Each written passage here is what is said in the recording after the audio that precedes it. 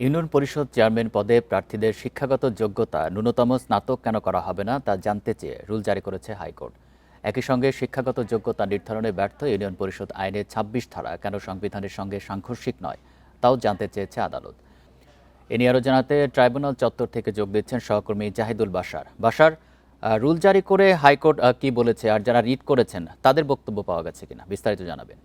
দেখুন, স্থানীয় সরকার নির্বাচন ঘনিয়ে আসছে এবং এরই মধ্যে সরকারের দিক থেকে কিন্তু তৎপরতা শুরু হয়ে গেছে। এরই মধ্যে সরকারের বিভিন্ন দায়িত্বশীল জায়গা থেকে কিন্তু বলা হয়েছে মোটামুটি অক্টোবর থেকেই তাদের একটা লক্ষ্য, যেহেতু অনেকগুলো ইউনিয়ন পরিষদ রয়েছে, সুতরাং সবগুলো শেষ করতে অক্টোবর থেকে বছরখানেক সময় লাগবে। এইরকম একটা সময়ে কিন্তু এই রিটটি দায়ের করা হলো এবং সেই রিটে যেই যোগ্যতা চাওয়া হয়েছে সেটি স্নাতক, অর্থাৎ যারা ইউনিয়ন পরিষদের চেয়ারম্যান নির্বাচিত হবেন বা প্রার্থী হবেন তাদের যোগ্যতা অন্তত গ্রাজুয়েশন কমপ্লিট থাকতে হবে, সেটি কিন্তু এই রিটকারীদের প্রেয়ার ছিল। আদালত সেটি শুনানি করেছেন, রুল জারি করেছেন, আপনি যেমনটা খবরে খানিকটা বলছিলেন। এখানে একটা বড় প্রশ্ন এসছে এরই মধ্যে, আমরাও কিন্তু আইনজীবীর কাছে জানতে চেয়েছিলাম এটি, এবং এটি খুবই যৌক্তিক প্রশ্ন যে দেখুন, বাংলাদেশের সংসদ সদস্য যারা রয়েছেন, অর্থাৎ যারা আইন প্রণয়ন করবেন তাদের কোনো নির্ধারিত শিক্ষাগত যোগ্যতা নেই।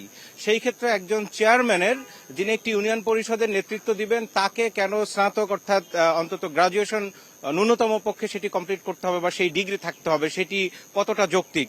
এই প্রশ্নের উত্তর কিন্তু আইনজীবীরা দিয়েছেন এবং সামনে যখন এই রুলের শুনানি হবে হাইকোর্টে সেই সময় আসবে। তাদের বক্তব্য হচ্ছে যে একজন চেয়ারম্যানের যেই পরিমাণ ক্ষমতা দেওয়া হয়েছে তার বিচারিক ক্ষমতা রয়েছে।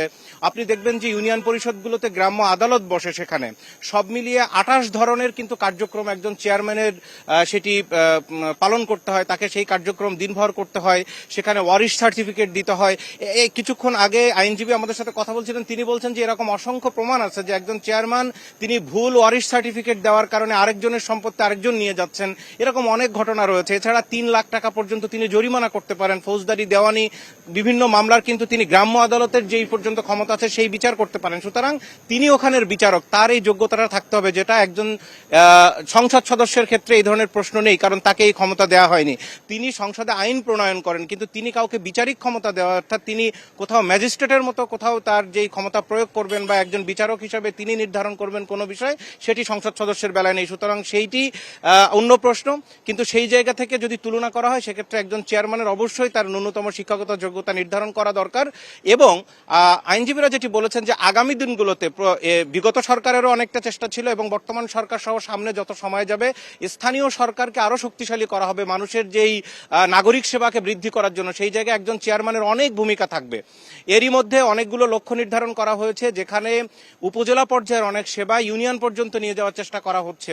তো সেটি যদি হয় সেক্ষেত্রে একজন চেয়ারম্যানের অনেকগুলো দাপ্তরিক কাজ থাকবে, সেটির জন্য অন্তত একজন চেয়ারম্যানের ন্যূনতম যোগ্যতা নির্ধারণ করা দরকার এবং তারা সেই জায়গায় চেয়েছেন যে সেটি যেন অন্তত গ্রাজুয়েশন কমপ্লিট হয়, অর্থাৎ স্নাতক পর্যন্ত যেন ন্যূনতম সেই শিক্ষাগত যোগ্যতাটি করা হয়। এখন আদালতে এই রুলের জবাব দেওয়ার সময় নিশ্চয়ই রাষ্ট্রপক্ষ থেকে যুক্তিগুলো তুলে ধরা হবে, কেন সেটি সম্ভব নয় বা রাষ্ট্র যদি সেটি চায় সেটি তারা বলবেন এবং সেই শুনানি শেষে আদালত হয়তো সেই বিষয়টি যদি এই রুল খারিজও করে দিতে পারেন অথবা এমন হতে পারে রুলটা অ্যাবসলিউট ঘোষণা করতে পারেন, অর্থাৎ যথাযথ ঘোষণা করে দিতে পারেন, সেটি তখন শুনানির পর্যায়ে আদালতের উপরে নির্ভর করবে। কিন্তু এখানে একটি বিষয় দেখুন, বাংলাদেশে আমি জিজ্ঞেস করছিলাম, যেহেতু আগামী নির্বাচন, স্থানীয় নির্বাচন খুব কাছাকাছি, সেটিকে লক্ষ্য করে কোনো ধরনের কারো পক্ষ হয়ে তারা এই রিটটি করেছেন কিনা, তারা সেটি অস্বীকার করেছেন যে না, এটি একান্তই তার বেশ কয়েকজন পরিচিত লোক বা তিনি নিজেও বিভিন্ন সময়ে যেটি দেখেছেন যে ভুক্তভোগী চেয়ারম্যানের নানান ধরনের ভুল সিদ্ধান্তের কারণে সেই জায়গা থেকে তিনি এটি আদালতের দ্বারস্থ হয়েছেন।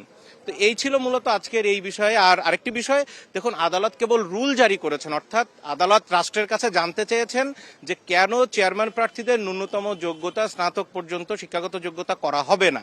এটি কিন্তু রুল, এটির আসলে বিশেষ কোনো গুরুত্ব এখন পর্যন্ত নেই।